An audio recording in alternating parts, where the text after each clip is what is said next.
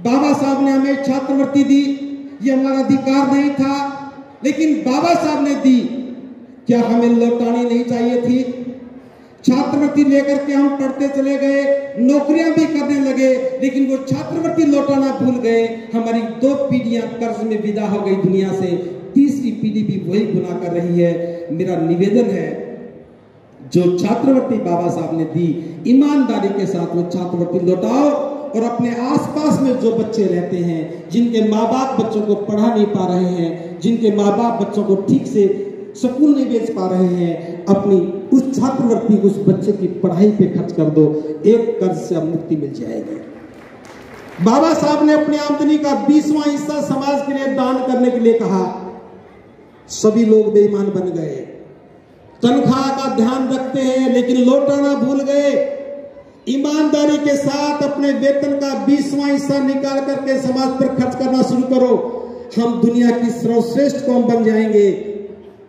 इस काम को भी करना है। अगर नहीं कर रहे तो गुनाहगारों की श्रेणी में अपना नाम देख लेना।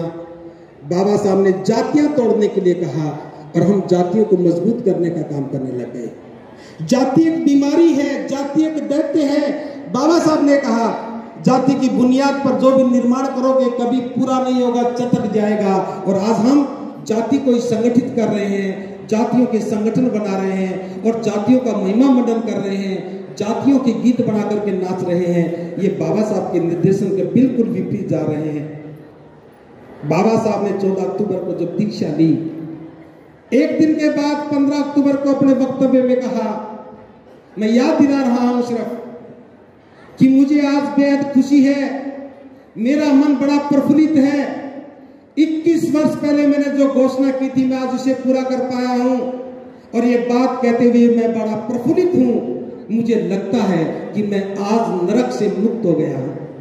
कौन सा नरक था?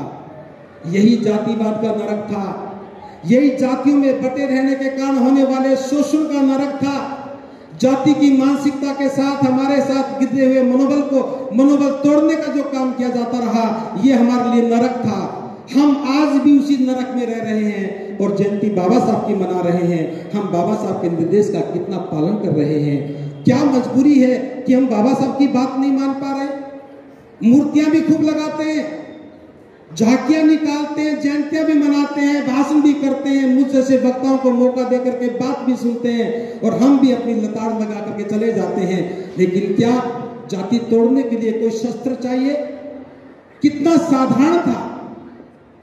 जहां से नदियां चलती उनका नाम होता है और नदी चलते चलते समुद्र में चली जाती है, वो समुद्र बन जाती है।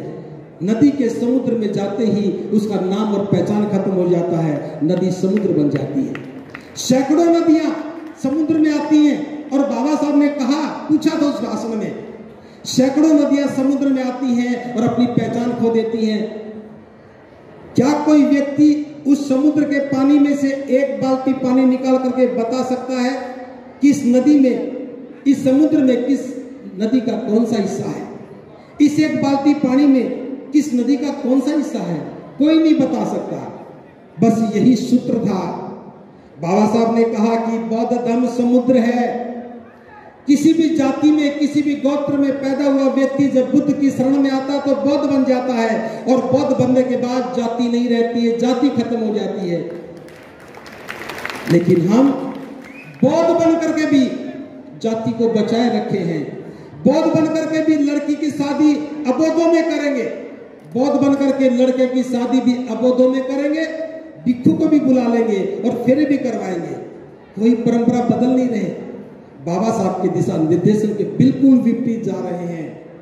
एक छोटी सी घटना बता करके विराम की ओर आ रहा हूं। जिस काम को हम ज्यादा तवज्जो देते हैं, बाबा साहब उसके बारे में क्या कहते हैं? बाबा साहब की इकलौती संतान थी, उनका नाम यशवंत था। यशवंत की मां भी दुनिया में नहीं थी और जिस दिन यशवंत की शादी थी उस दिन बाबा साहब सैकड़ों मील दूर एक जनसभा को संबोधित कर रहे थे। एक पत्रकार ने पूछा, बाबा साहब आज तो आपके बेटे की शादी है, आपको वहां होना चाहिए था। बाबा साहब ने कहा, मैं जानता हूं जिसकी शादी है उसे वहां होना चाहिए।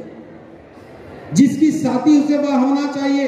मेरे पास इन फिजूल के कामों के लिए कोई समय नहीं है।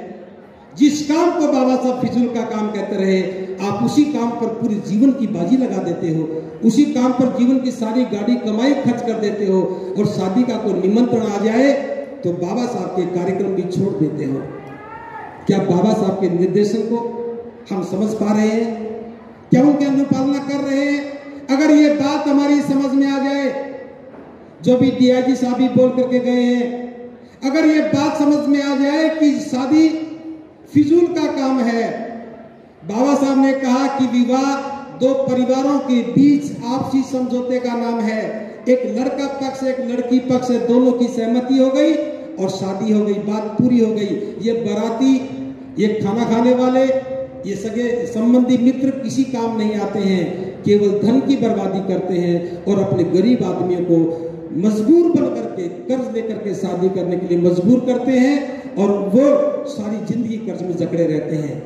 बस मैं तो इस बात को कहना चाहता हूं, जब आप किसी की शादी में खाना खाने जाओ तो उस व्यक्ति को देख लेना जो वहां से प्रेरणा लेकर के कर्ज लेकर के अपने बच्चों की शादी करता है और सारी जिंदगी किसी के खेत खलिहान में गुलाम बनकर रहता है।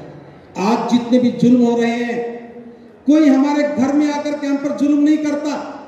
सारे के सारे जुल्म खेत खलिहान में होते हैं, सारे के सारे जुल्म कारखानों में होते हैं, घरों में जो झाड़ू पोछा लगाने वाले काम करते हैं उनके साथ भी होते हैं।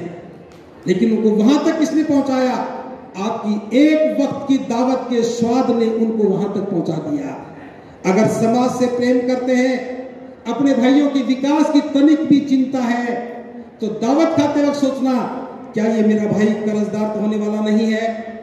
अगर हम बुद्धिमान हैं, पढ़े लिखे हैं, क्या इस पर चिंतन नहीं करना चाहिए? क्या एक वक्त का खाना नहीं खाने से हम मर जाएंगे?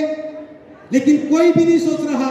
जो जितना ज्यादा पढ़ा लिखा है, जो जितना ज्यादा पैसे वाला है, वही उतना ज्यादा समाज को दिशाहीन करने का काम करता है। एक एक शादी में 50-50 लाख रुपया खर्च करते हैं और बात बाबा साहब की करते हैं। मैं नहीं समझता कि ये बाबा साहब की बातों के साथ कोई न्याय है। शादी की परंपरा बदली है। हम मनुवाद को चैलेंज तो करते हैं, मरने के बाद हड्डियां उठा करके गंगा घाट में जाते हैं।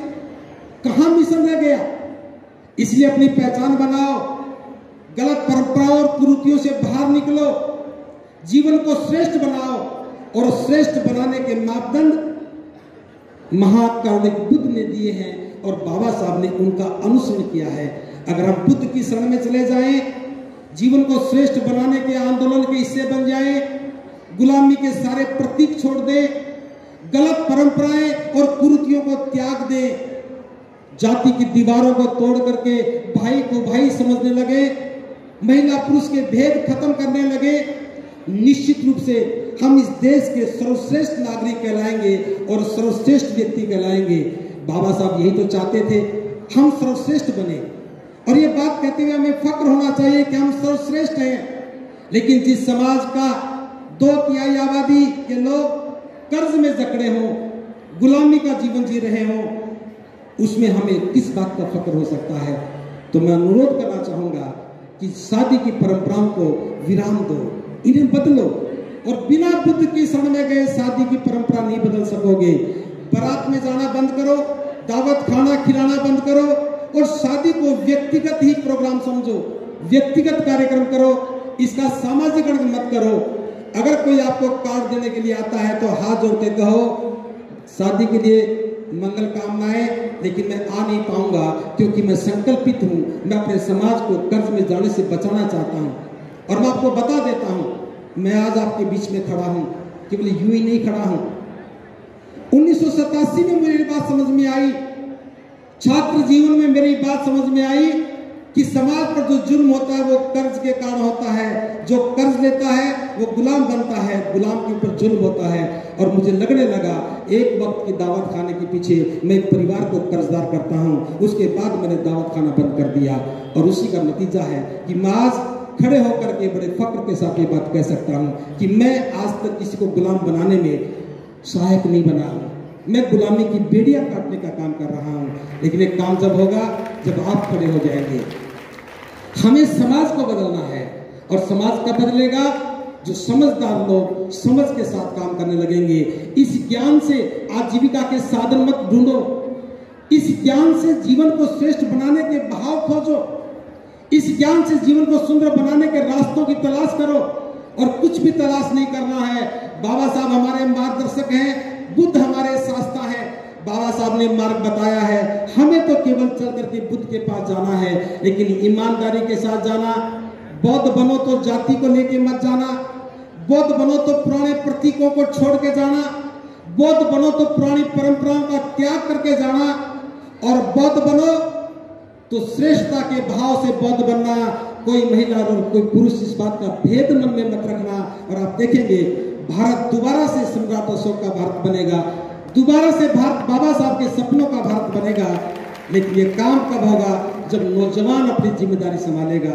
बस आखिरी बात, बाबा साहब ने कहा था, लो एम इज ए क्राइम, छोटा लक्ष्य अपराध है, और हम सारे लोग छोटा लक्ष्य बनाकर चल रहे हैं। जाति के नाम पर छोटे छोटे संगठन, मोहल्ले के नाम पर छोटे छोटे संगठन, छोटे छोटे कामों के लिए बनाए गए छोटे छोटे संगठन बहुत जल्दी अपना काम पूरा कर लेते हैं। और बाबा साहब कहते हैं, जब हम लक्ष्य छोटा रखते हैं, आसानी से पा लेते हैं, आसानी से लक्ष्य पूरा होता है, तब हमें खुशी मिलती है। और जब खुशी मिलती है तो हम खुश होकर के एक दूसरा छोटा लक्ष्य बना लेते हैं, और यही हम हर बार अपराध करते हैं। छोटा लक्ष्य अपराध है, इसको समझिए। छोटे संगठनों से बाहर निकलिए, एक राष्ट्रव्यापी आंदोलन चलाइए। एक राष्ट्रव्यापी आंदोलन चलेगा तो हम करोड़ों लोगों के जीवन को नया स्वरूप देने में कामयाब हो जाएंगे। अगर गली मोहल्ले के संगठन बना करके केवल जयंतियां मनाते रह जाएंगे, गली मोहल्ले के संगठन बना करके छोटे छोटे काम ही करते रह जाएंगे, तो बाबा साहब के बनाए हुए लक्ष्य को कभी समझ नहीं पाएंगे।